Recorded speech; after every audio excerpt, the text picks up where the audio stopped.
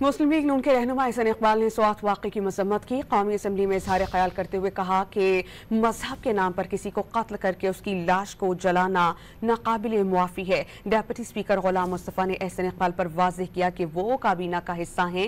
उनकी बातों से बेबसी जाहिर हो रही है। स्वात के अंदर वाक़या पेश आया है और एक और मॉब लिंचिंग का वाक़या जिसके नतीजे में आज पूरी दुनिया में पाकिस्तान की जग हंसाई हो रही है।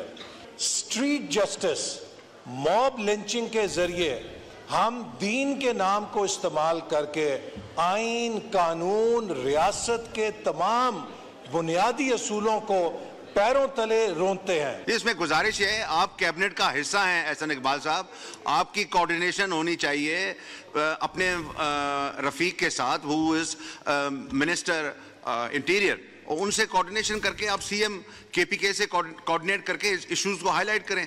अगर कैबिनेट का हिस्सा होते हुए यहाँ ये रेज करेंगे तो थोड़ी बेबसी सी महसूस होगी।